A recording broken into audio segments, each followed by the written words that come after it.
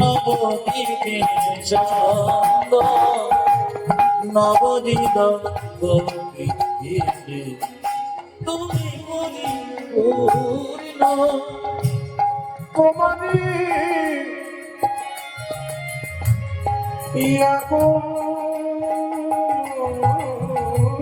পাচ্ছেন আমাদের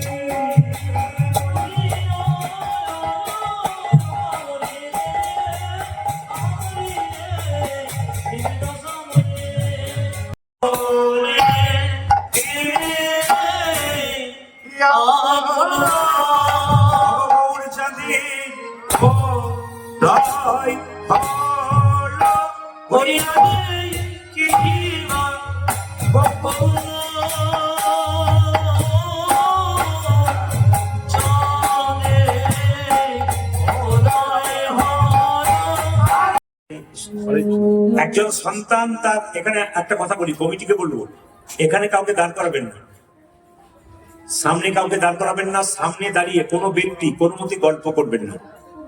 কারণ আপনি বুঝে নেবেন, আপনি যখন গল্প করবেন তখন পরের অসন্তুষ্টির কারণ আপনি হচ্ছেন। হ্যাঁ, যাদের গল্প করার খুবই প্রয়োজন তারা দূরে গিয়ে করো, খুশির অসুবিধা নেই। হরে কৃষ্ণ।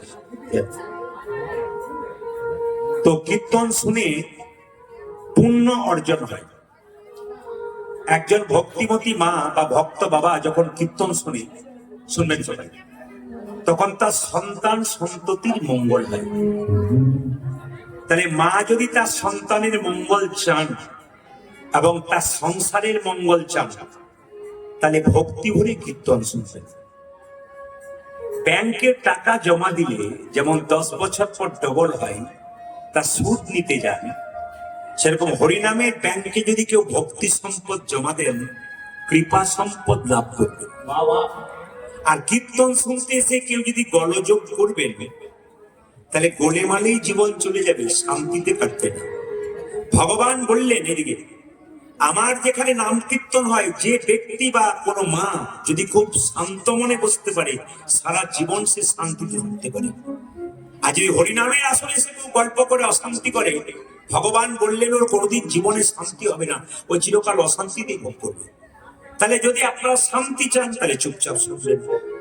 আর যদি মনে করেন যে আমার জীবনে অশান্তি আসুন, আপনার কোনো অসুবিধা নেই, আপনি ডেকে আনতে পারেন। তবে পেছনে যারা বসছে তাদেরকে বুঝিয়ে দেবেন যে আমি যে কথাগুলো বললাম যেন মন দিয়ে শ্রবণ করে। মাইনা একবার হাত তুলে বলুন, গৌরাঙ্গ মহাপ্রভু কি। যার হাত আছে তিনি তুলবেন, যার নাই তার তোলার দরকার নেই। গৌরাঙ্গ মহাপ্রভু কি। যে পরিমাণ জয় হওয়া দরকার একটু কম হচ্ছে, আরো জোরে হচ্ছে। গৌরাঙ্গ মহাপ্রভু কি। আরো বাড়বে মনে হচ্ছে, একটু জোরে। নিতাই চাঁদ কি। জয় বলছেন না ভয় বলছেন বুঝতে পারছি না, জোরে বলুন। নিতাই চাঁদ কি। হ্যাঁ, অনেকে তাল সামাচ্ছে, মানে নিজে তো করছে, পার্সোনাল করে চুপ কর। নিতাই চাঁদ কি। অদ্বৈত প্রভু কি। শ্রীনিবাস প্রভু কি। গদাধর প্রভু কি। গরম লাগছে কি? গরম লাগছে। পরীক্ষা হয়ে গেল, আপনার কেমন ডুবে গেছেন আজকে? আচ্ছা, বেশ বেশ বেশ। আচ্ছা, মায়েরা একটু হাত তুলে দেখাবেন, যিশু খ্রিস্টের জন্মদিনে বাচ্চাকে কেক কিনে আনেন? হাত তুলুন। অনেকে ভয়ে তুলবে না, বন্ধ করেছে বলে। না না, তুলবেন তুলবেন, আমি বোঝাবার জন্য। এসব ভারতের কাছে মন্ত্র নিল, সন্ন্যাস মন্ত্র, নাম হলো শ্রী কৃষ্ণ চৈতন্য প্রভু, শ্রী কৃষ্ণ চৈতন্য প্রভু।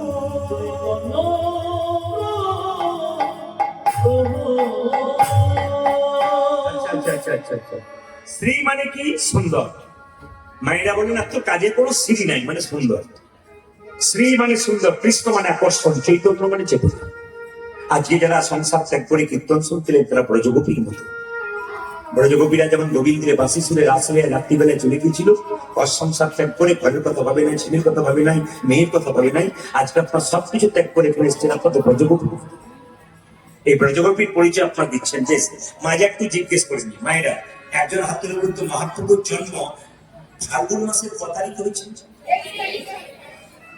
মানে আমি এই দাগ রেখে দিতে চাই, কীর্তন করার কথা যেন মায়েরা বাবারা বলতে পারে যে হ্যাঁ আমরা বুঝতে পারি। এ কি বলে গেল বুঝলাম না, তা বললাম না, বুঝিয়ে দিয়ে যেতে হবে। যদি না বুঝলেন তাহলে সে লাভ নেই। মাস্টারমশাই দায়িত্ব কি? ভেতরে ঢুকিয়ে দেওয়া। আচ্ছা মায়েরা কিছু মনে করবেন না, মায়ের পেটে মহাপ্রভু কত মাস ছিল? আপনারা তো বলতে পারছেন, পেছনে যেন হাতে হাতে বেড়াচ্ছে, তুই বল, বলছে তুই বল।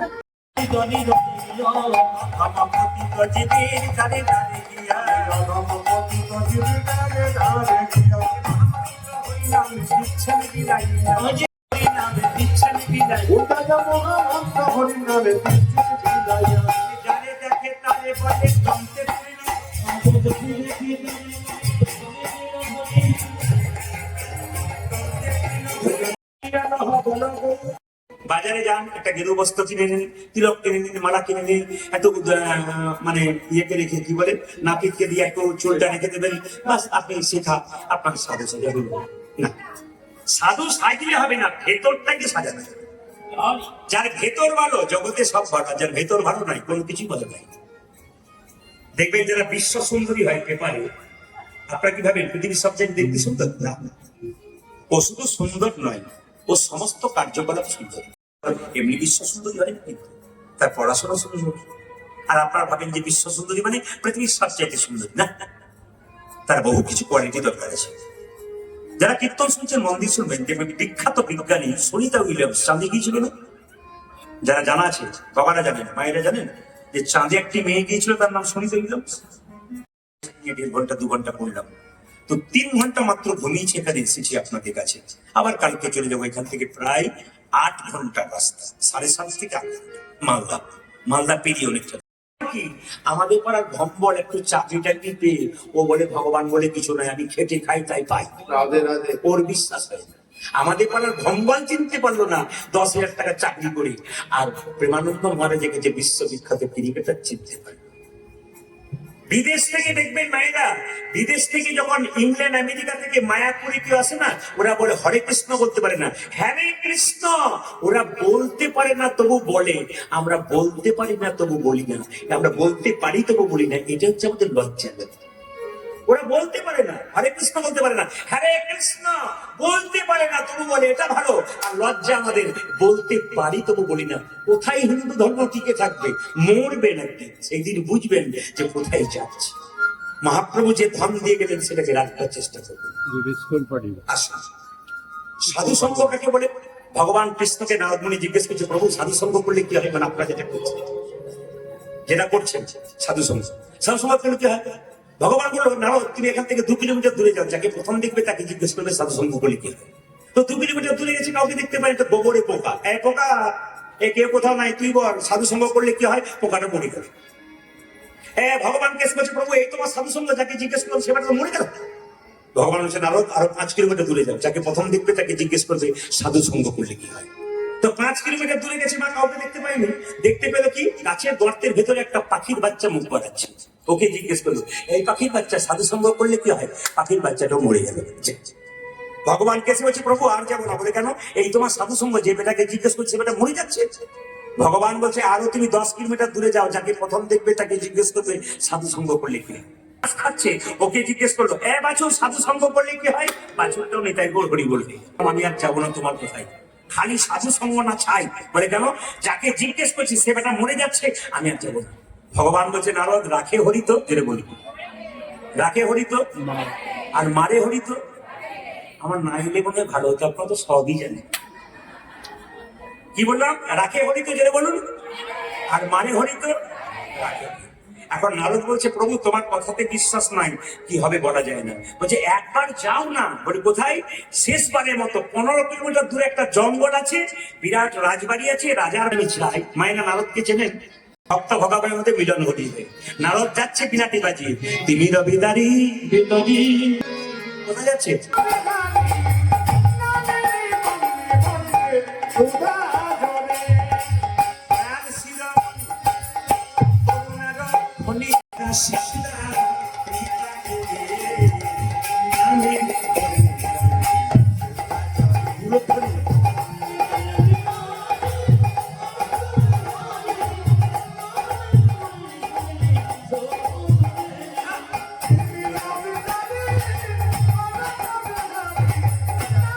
কেন বলুন তো? একটি মাত্র ছেলে হয়ে দোষ হয়ে গেছে, এখন খুব কাঁপছে। আপনার নাকি একটি ছেলে হয়েছে, শুনবেন মনে করে, আপনার নাকি ছেলে হয়েছে? হ্যাঁ হ্যাঁ, 15 বছর একটা ছেলে হয়েছে, খুব ভাগ্য করে। আপনার ছেলেকে একটি প্রশ্ন করতাম। রাজা বলছে, একটা মানে তুমি 10টা করতে পারো। নারদ বলছে, যে বাড়িতে প্রশ্ন করবো তার পেছন দিকে দরজা আছে।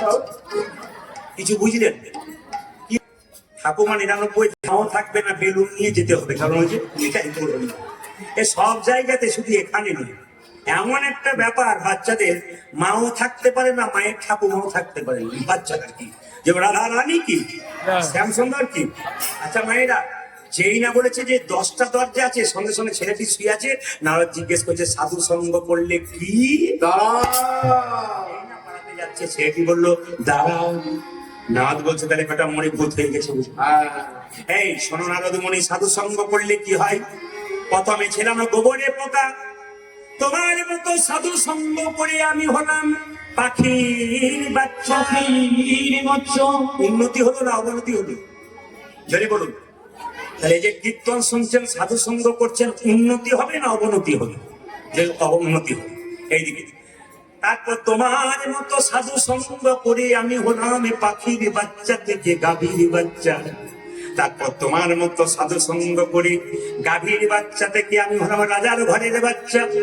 এ সংসারে যারা সাধু সঙ্গ করে তারা যেমন তেমন ঘরের সন্তান হয় না, পৃথিবীর রাজা ভগবান শ্রীকৃষ্ণের সন্তান। সবাই মাথায় কাপড়টা নিয়ে আমি একটা প্রার্থনা গান গাইবেন। প্রথম দিন তো সবাই মিলে হৃদয়টা নির্মল করুন, প্রার্থনা করুন। সবাই যারা গাইতে পারবেন তারা ভালো, যারা গাইতে পারবেন না চোখ দুটো মুজে দেবেন। এই গানটা সবাই গাইতে পারবেন, সবাই গাইতে পারবেন, খুব সুন্দর গান, সবাই। তো আজ প্রথম দিন জোরে হরে কৃষ্ণ হরে কৃষ্ণ জোরে হরে রাম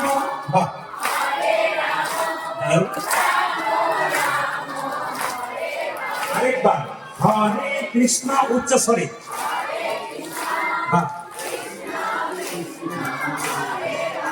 সুন্দর, হরে রাম বাহ।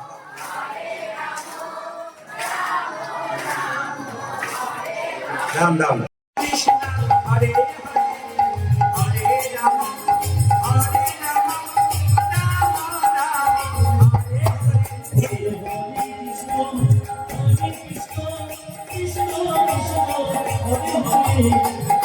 রাম রাম হরে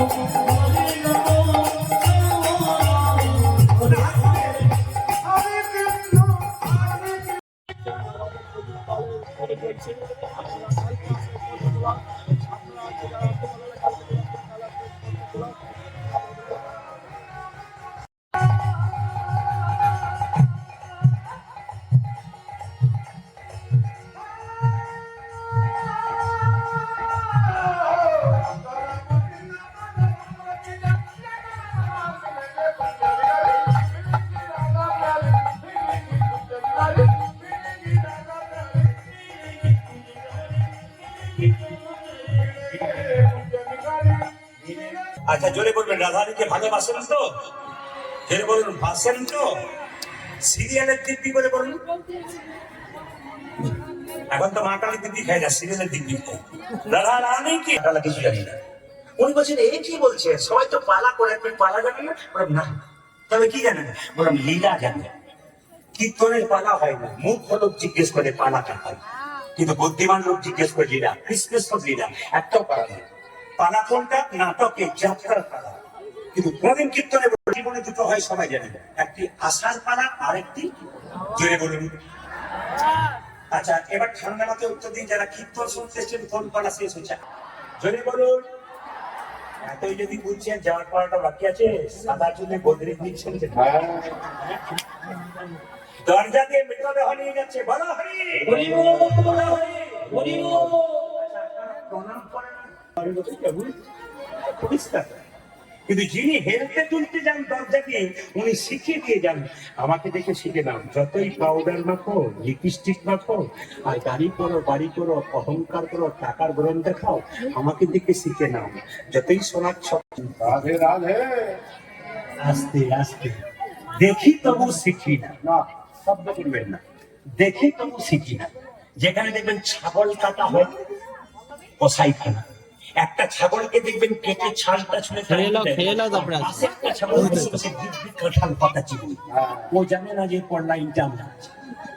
আমরা সব কাঁঠাল পাতা চিবানো লোক, দেখছি ও চলে যাচ্ছে, এরপরের লাইন আমাদের আগে যেতে হবে। আজকে লীলার নাম কৃষ্ণের সবচাইতে প্রিয় বন্ধু একজন ছিল, তার নাম কি? বাহ বাহ, খুশি খুশি।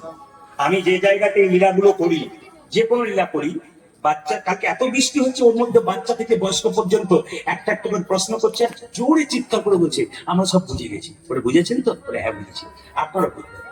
কৃষ্ণ আচ্ছা, আপনাদের পলাশিয়া গ্রামে আজকে দুটো বাচ্চা জন্ম হয়েছে, একটি এই পাড়াতে, একটি ওই পাড়াতে।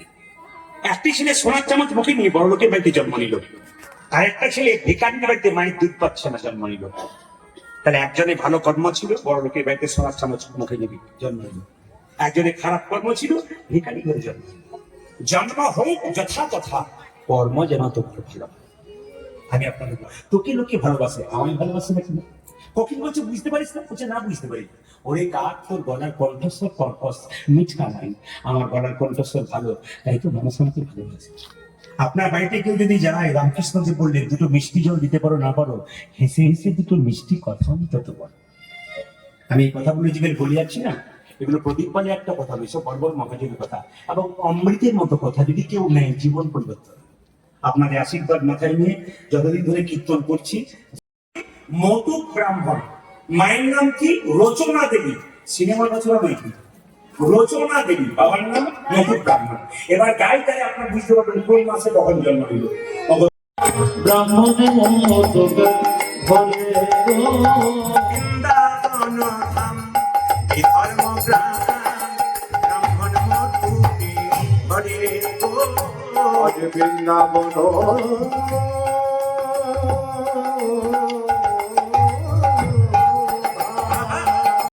আর সব জায়গায় যদি কম ভালোবাসতো, তাহলে বই বই আপনার লিখে নিয়ে যান কাগজে, হৃদয়ে। আপনি যাকে সংসারে খুব বেশি ভালোবাসেন, ভাবছেন ভবিষ্যতে কে আমাকে দেখবে, জানবেন ওই প্রথম আপনার জীবনে বেঈমানি।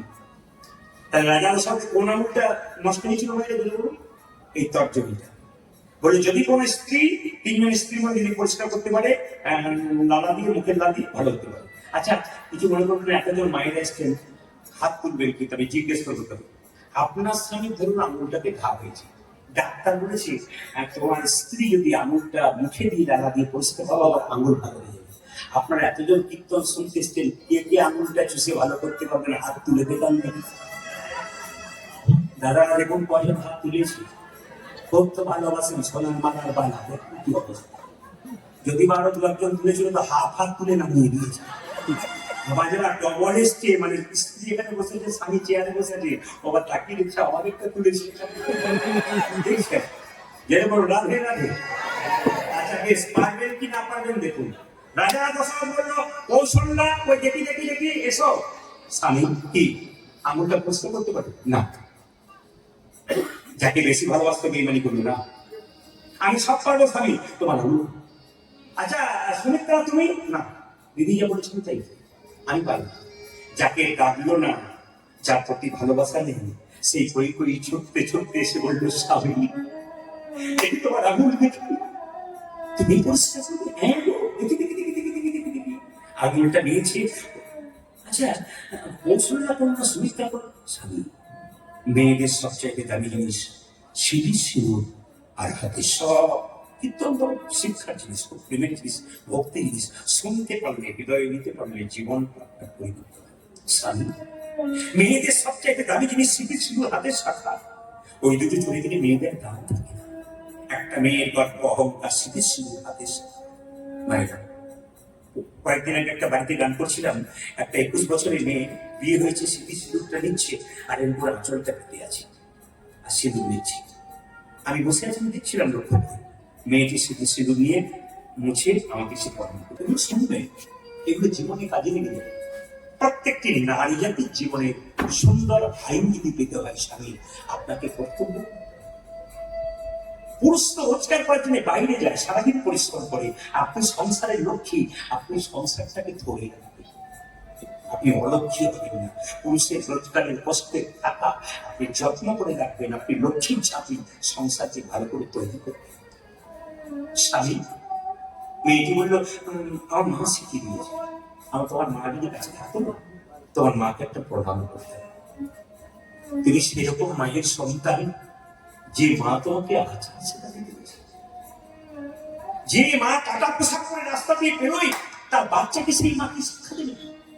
আর যে মা সকালবেলায় গোবিন্দের স্নান করে গোবিন্দের পুজো করে তুলসী মন্দিরে জল দেয়, তার বাচ্চাকে দেবী। ভবিষ্যতে ছেলের জন্য প্রচুর টাকা রেখে যাবেন, কিন্তু ছেলেকে কি সম্পদ তৈরি করবেন? ভবিষ্যতে আনন্দে মরতে পারবেন। আমার ছেলেকে মাতাল তৈরি করে নাই, আমার ছেলেকে তৈরি করেছি কৃষ্ণ ভক্ত। আপনি গর্ব করে মরতে পারবেন আমি কৃষ্ণ ভক্তের মা। আর মায়েরা জানবেন, যার ছেলে কৃষ্ণ ভক্ত, জানবেন তার গর্ভটার নাম রত্নগর্ভ। যে কৃষ্ণ ভক্ত সন্তান জন্ম দেয়, শাস্ত্র তার রত্নগর্ভ নাম দিয়েছে। তোমার গর্ভটা গর্ভ নয় গো, রত্নগর্ভ, তুমি কৃষ্ণ। যে মা দেখবেন খুব ভক্তি করে কীর্তন শোনে, সে তো রত্নগর্ভ সন্তানের জন্য। রাধে রাধে। সবাই ওই যে বলল স্বামী এক চিমটি সিঁদুরের কি দাম? আপনার পাড়াতে যে মেয়েটা বিধবা হয়েছে সে বুঝতে পারছে। আপনার যাদের আছে তারা বুঝতে পারছেন এক চিমটি সিঁদুরের কি দাম। আপনার পাড়াতে যে মেয়েটা বিধবা হয়েছে সেই ছাড়া কেউ জানতে পারে না। ওই যে বললো স্বামী দেখি দেখি দেখি দেখি আর আঙুলটা পরিষ্কার করে দেখি। যে আঙুলটা পরিষ্কার করে দিয়েছে আর সঙ্গে সঙ্গে দশবার পড়ে দিল, ওই দুটো বর চেয়ে না। স্বামী সেবা করবো, আরে স্বামীকে সেবা করবো, চাওয়ার কি আছে? তুমি তো আমার, আবার চাইতো না, চেয়ে যাও। আরে বাবা কথা দিলাম, সময় মতো চেয়ে যাও। একদিন রাজা দশরথ সিংহাসনে বসে আছে, দেখছে তার রাজমুকুটটা হেলে গেছে। অমৃত কথা, কীর্তন শোনা মানে অন্য জিনিস নয়। তার রাজমুকুটটা হেলে গেছে। বাবা এখানে বয়স্ক বাবারা যারা কীর্তন শুনতে এসছে, পৃথিবীর রাজা ভগবান কৃষ্ণ আর সংসারের মালিক কিন্তু আপনি। আপনার মুকুটটা হেলে গেছে, আপনি কি করে বুঝবেন? আমি তো এলাম তোমাকেই ভালোবাসলাম না, যাদেরকে ভালোবাসলাম তারা তো দেবার জন্য ভালোবেসেছে, দেবার জন্য না। ও সবাই তাকান মায়েরা, যে যেখানে বসে আছে।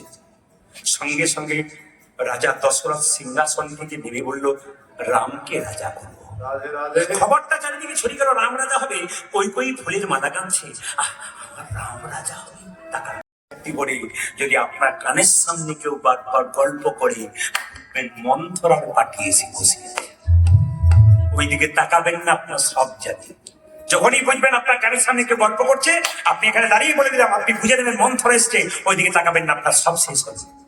এই সংসারে কেউ যদি বিষ খায়, হসপিটালে গেলে বেঁচে যেতে পারে না। কিন্তু যদি কেউ বিষ নেয় কানে, যেমন আপনি সংসারটা খুব ভালো চালাচ্ছেন, আপনার স্বামী পুত্র সংসার শ্বশুর শাশুড়িকে নিয়ে আনন্দে আছেন, পাশের বাড়ি মেয়েটি কান ভাঙাচ্ছে, তো ওরা তো খাটাখাটি করবে, কি করে আছে, ওরা বসে বসে খাবে, তুই খেটে খেটে মরবি, শরীরটা বড় খাপত। এবার কানে বিষ দিচ্ছে, ওই বিষ নেবেন না, অমৃত দিন, আপনার সংসারটা নিতাই গৌরী বলবে সত্য। সবাই টাকা। রাজা দশরথ রামচন্দ্র রাজা হবে বলে আনন্দের সীমা নাই। কই কই মুখ লুকিয়ে কাঁদছে, দেখলো সবাই আনন্দ। কই কই কই কই কই স্বামী নিয়েছি যা চাইবো তাই, হ্যাঁ হ্যাঁ তুমি যা চাইবে তাই দাও, তবে দাও কি? একবারে রামচন্দ্রের 14 বছরের বনবাস, একবারে পুত্র ব্রতের সিদ্ধাস। রাজা দশরথ কই হাত দিলে ধরে বললো, তুমি যদি আমার চাইতে ছোট না হতে তোমাকে প্রণাম করতাম। আমার রাম রাজা হয়ে যাবে, রাজা না হোক বনে পাঠিয়ে দিও না, রাম আমার হৃদয় না, আমার রামকে তুমি বনবাসে পাঠিয়ে দিও না। কিন্তু মনের মধ্যে ধৈর্য ধরেছে, আমি তো ছাড়বো না। মা জ্ঞান করতো না, একবার মা দুর্গার দিকে ছুটে গেল কামনার বসে, আর মা দুর্গা তার তৃতীয় নাম থেকে করাল বদনী উলাঙ্গিনী খট্টধারিণী মা কালীর জন্ম দিলেন। মা কালীর জন্ম বলতে গরুজন বলুন, দুর্গার তৃতীয় নাম থেকে। শিখে নিতে হবে, আপনারা বলতে পারবেন যে হ্যাঁ শিখলাম কি তৃতীয় নাম থেকে। আচ্ছা কিছু মনে করবেন না। আচ্ছা মা কালী জিভটা বাড়িয়েছে কেন?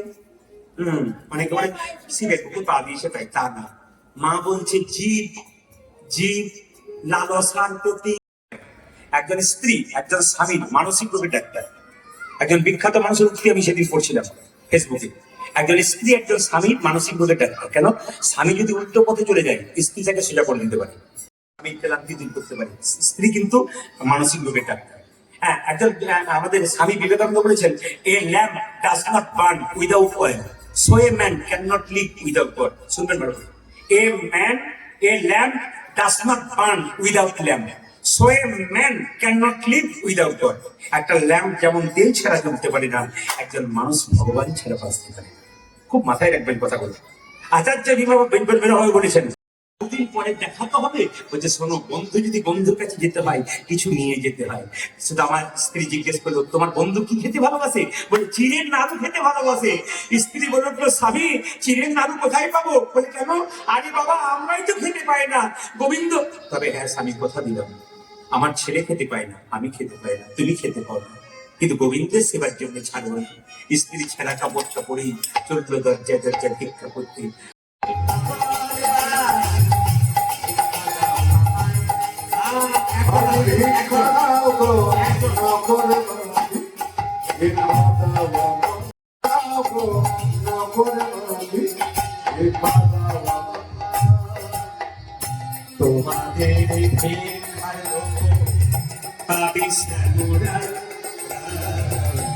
তোমাদের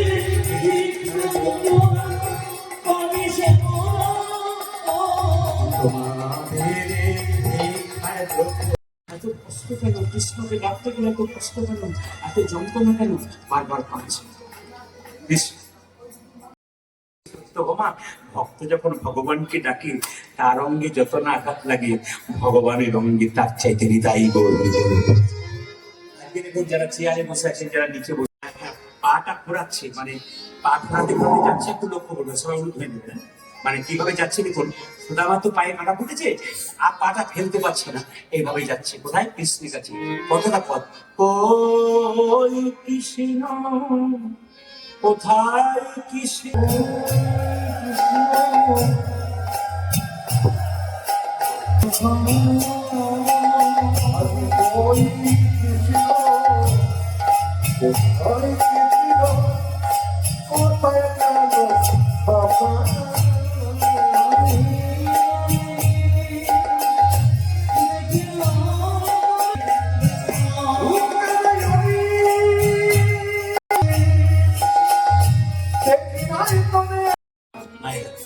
সঙ্গে সঙ্গে কি করেছে দেখুন, কৃষ্ণ সিংহাসন থেকে উঠে বললো, সুদামা, এই সুদামা, দেখুন দেখুন ভক্তগণ দেখুন, এসেছিস? হ্যাঁ ভাই, তুই আমার কাছে এসেছিস? মনে মনে ভাবছি আমি তোর কাছে চাইতে আসিনি, বহুদিন তোকে দেখি নাই তো, তোকে একবার দেখবার ইচ্ছা হলো তাই ছুটি এলো। সুদামাকে ধরে কৃষ্ণ সিংহাসনে বসিয়ে দিল। বস। সুদামা বলছে, দেখ কিছু মনে করিস না, টাকা নাই, আমি ভিখারি, তুই রাজা, তোর বসবার জায়গা আমার নয়। কৃষ্ণ সুদামাকে জোর করে বসিয়ে দিয়ে বললো, শোন, যে আমাকে ভালোবাসে তাকে শুধু ওই সিংহাসনে বসাই না, তাকে হৃদয় সিংহাসনে বসাই। যে নাড়ু চুরি করেছিলি তুই, আমার জন্য করেছিলি। আমি বললাম, আমার কথা বল, তুই বলিস নি আমাকে তুই চোর সাজাবি না, তুই চোর সাজলি। যে আমাকে এত ভালোবাসে সে কখনো সিংহাসনে বসে? আমি তো বস বস বস বস বস, জোর করে সিংহাসনে আসতে, জোর করে সিংহাসনে বসে দিয়েছি। কিছু বলবো যে হ্যাঁ রে সুদামা, কিছু সুদামা বিয়ে করেছিস? হ্যাঁ রে, আমার স্ত্রী বসুন্ধরায়। এই তুই ভালো করিসনি কেন? উত্তরটা শুনবি। সুদামা বলছে, আমি তো একটা বিয়ে করেছি, তোকে নিমন্ত্রণ করতে ভুলে গেলাম। আর তুই যে 16,107টা বিয়ে করেছিস, তুই কবার নিমন্ত্রণ করেছিস? ঠিক বলে নি তুলে বলো। বহুদিন বন্ধু যদি বন্ধুর কাছে আসে, বহুদিন পর কি নিয়ে আসে? সুদামা বলছে, আমি কি নিয়ে আসবো? আমি তো ভিখারি। সুদামা, লুকাবার চেষ্টা করিস না। কি তো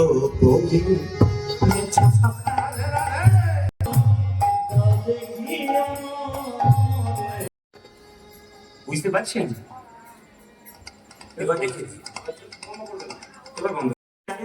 চিরে ভিক্ষা করে চোখের জলে ঘেসে আমাকে সেবা দেয়, সে সুদামার মতো কৃষ্ণ কৃপা হবে।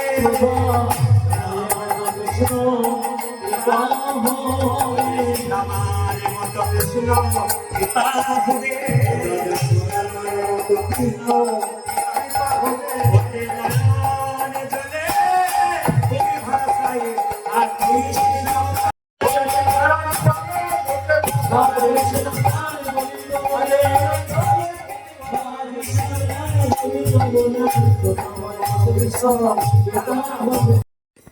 এই যে আপনারা বৃষ্টির দিকে তাকান নাই, ঘরের দিকে তাকান নাই, বাড়ির কথা ভাবেন নাই, গোবিন্দের কথা ভাবছেন, প্রাণ সঁপে দিয়েছেন গোবিন্দকে।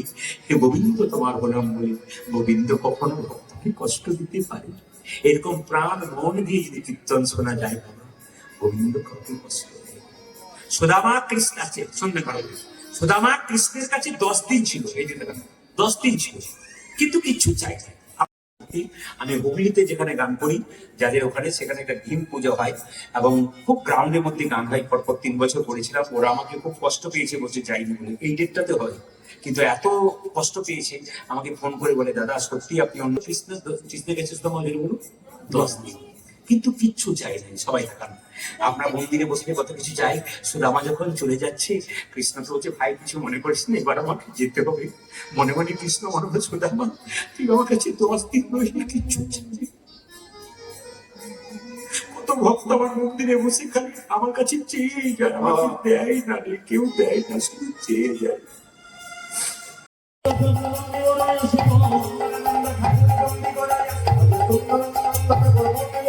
হাত তুলে গানটা গাইতে নিতে আমরা বিদায় করি। যদি আবার হ্যাঁ, তবে দুটো প্রশ্ন করে যাবে। হ্যাঁ, আপনারা কীর্তন শুনে আস্তে আস্তে দুটো প্রশ্ন করে যাবে। হ্যাঁ, এই প্রশ্নতে ঘুম হবে না 4 দিন আপনাদের। কৃষ্ণ, আচ্ছা, আমরা কৃষ্ণ মন্ত্রে দীক্ষিত হয়েছি, কৃষ্ণ কোন মন্ত্রে দীক্ষিত হয়েছি? এই প্রশ্ন আপনাদের এসে পড়ে গেছে। অনেকে আসবে, জিজ্ঞেস করে নেবে। কি বললাম? আমরা কৃষ্ণ মন্ত্রে দীক্ষিত হলাম, কৃষ্ণ কোন মন্ত্রে দীক্ষিত হয়েছে?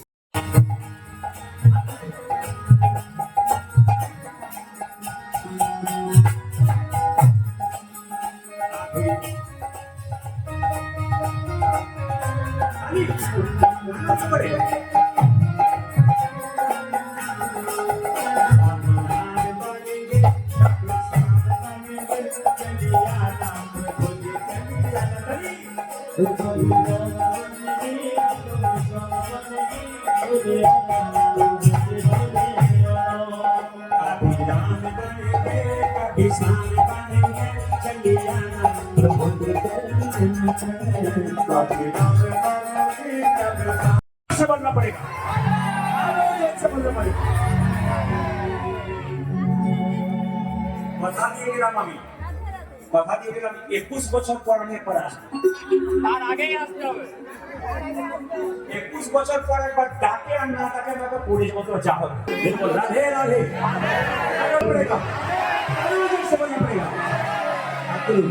কৃষ্ণ বলে, কৃষ্ণ বলে বাহু তুলে চলো রে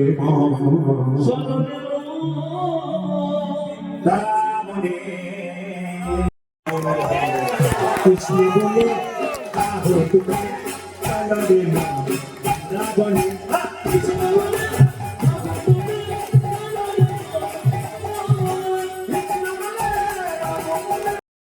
রে